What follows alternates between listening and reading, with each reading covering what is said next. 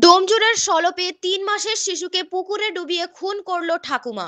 গ্রেফতার সারদী দেবী। সলপ বাগপাড়া এলাকায় ঘটল এক নৃশংস ও হৃদয় বিতারক ঘটনা।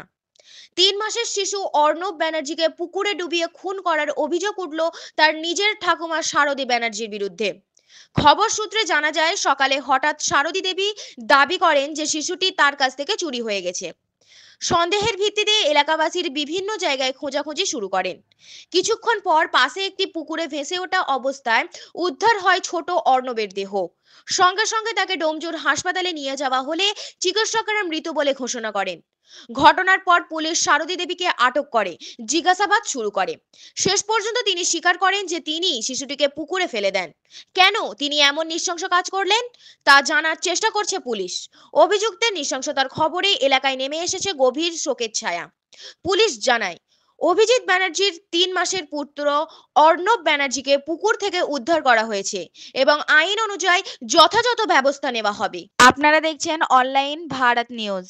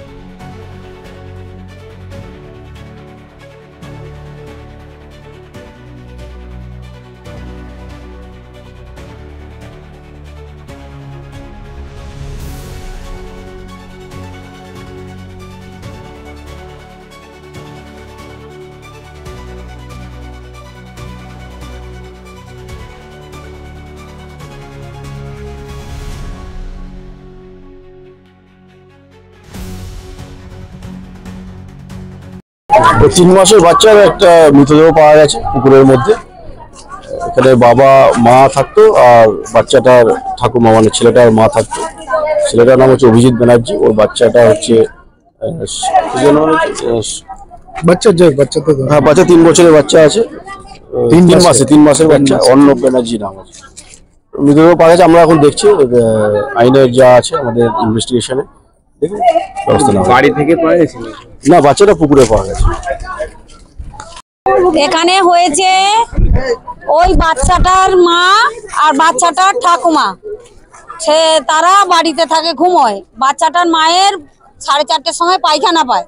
বাচ্চাটার মা পায়খানা গেছে, বাচ্চাটার ঠাকুমাকে বলে গেছে, মা আমি পায়খানা যাচ্ছি, তুমি বাচ্চাটাকে দেখো। বলে ও পায়খানা থেকে এসে দেখছে বাচ্চাটা নেই। তখন ওর শাশুড়িকে বলছে, মা আমার ছেলে কোথায় গেল? তখন বলছে, কই আমি জানিনি, তুমি জানো। তখন বলছে, তোমার কাছে রেখে গেছি, তুমি জানো নি? বলতে পাড়ার লোককে সবাইকে হয়ে করে ডেকেছে, পাড়ার লোক উঠেছে। ওটার পরে সবাই চারিদিকে খুঁজছে। খোঁজার পরে বলছে তাহলে চুরি হয়ে গেছে। চুরি হয়ে গেছে বলতে চারিদিক গোটা আমাদের এখানে 100 লোক বেরিয়ে গেছে, চারিদিক খোঁজাখুঁজি হচ্ছে। খোঁজাখুঁজির পরে তখন বলছে তাহলে কি হলো? তারপরে আমি ওর কে ছিল, তখন বলছে যে ওর শাশুড়িও ছিল। আমি ওর শাশুড়িটাকে, যে ভদ্রমহিলাকে নিয়ে গেছে, তাকে আমি বলছি যে তোমার বৌমা তোমাকে বলে গিয়েছিল যে তুমি ও পায়খানা যাচ্ছে, বাচ্চাটাকে দেখো। তখন বলছে আমি ভেবেছি দুধ গুলতে বলে গেছে। আচ্ছা দুধ গুলতে বলে গেছে, বলেছে পায়খানা গেছে ঘুমাচ্ছে, তুমি ওইটুকু 3 মাসের বাচ্চাটাকে তুমি দেখবে না? তখন তুমি তাকে বলে ও চুপ করে আছে। আমি বলছি, তাহলে তোমার না কোথায় গেল, ছেলে কোথায় গেল তুমি বলো। তখন বলছে আমি জানি না। আচ্ছা একেই চেপে ধর, একে বাইরে নিয়ে যাও, কেলা মাঠের দিকে নিয়ে যাও, নিয়ে গেলে একে বোঝা যাবে যে বাচ্চা কোথায় গেছে না গেছে। এর ভরসা রেখে গেলে হ্যাঁ যাকে বলছিল নাম ওইটা হচ্ছে ওর নাম, ওর নামটা আমি জানি না, মানে তাকে থানায় তুলে নিয়ে গেছে এখন সকালে। তখন ভোর 6টার সময়, 6টা 6:30। তখন আমি বললাম যে ওকে নিয়ে যা। আমি তখন মানে আমার নাতি স্কুলে পড়ে, আমি মুকুল বিকাশে পড়ে, আমি তাকে গাড়িতে তুলতে গেছি। আমি বললাম ওকে কেলা মাঠে নিয়ে যা, আমি আসছি। ওকে ও মুখ দেখে যখন বের করেছি, চুপ করে আছে, ওর মুখ থেকে বের করা হবে।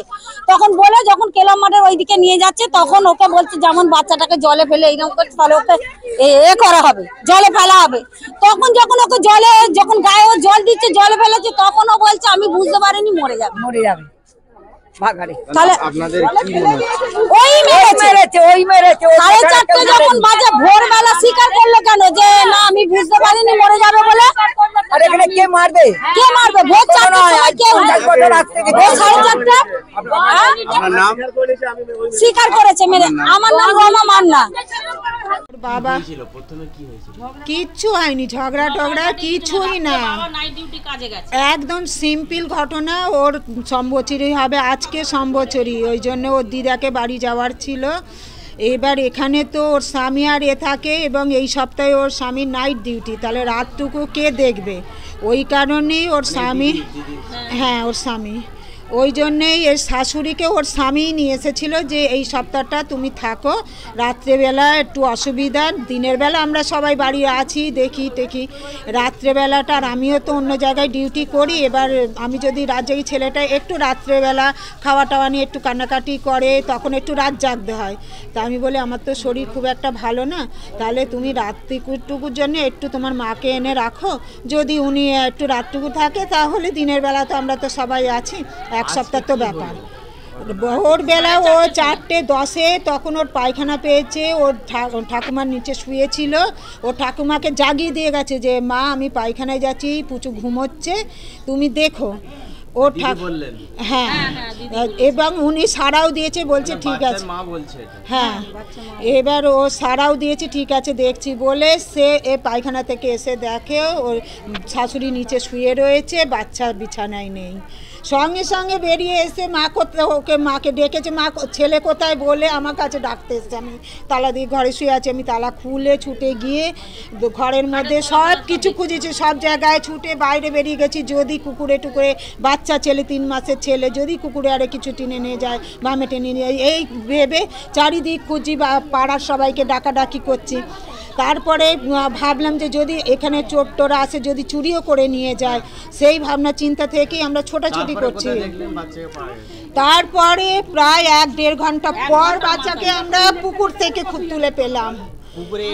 পুকুরে কি করে এলো? তখন যেহেতু ওর শাশুড়ি ঘরে ছিল, তাহলে আর তো কেউ ছিল না, ওনাকেই চেপে আমরা ধরলাম। চেপে ধরতে ওনাকে মার 2-4 ঘা আমরা দিলামও, দিতে তখন উনি স্বীকার করলে যে কি জানো সারথী ব্যানার্জি। এবার বলছে আমি ভাবতে পারিনি এইরকম হয়ে যাবে, ভাবতে, তাহলে নিশ্চয়ই ও ফেলে দিয়েছে বলেই ভাবতে পারছে না, উনি মেরে দিয়েছে, ইচ্ছা করে মেরে দিয়েছে। আমরা চাই ওনার, হ্যাঁ বাচ্চাটাকে জলে ফেলে দিয়েছে, উনিই জলে ফেলে দিয়েছে। নাতিকে, ফুটফুটে নাতি একদম, 3 কেউ বলবে না 3 মাসের বাচ্চা কি ফুটফুটে। আমাদের আর আপনার নাম? সোনালী দাস, আমি বাড়িউলি। আমি ওকে ছোটবেলা ওকে মানে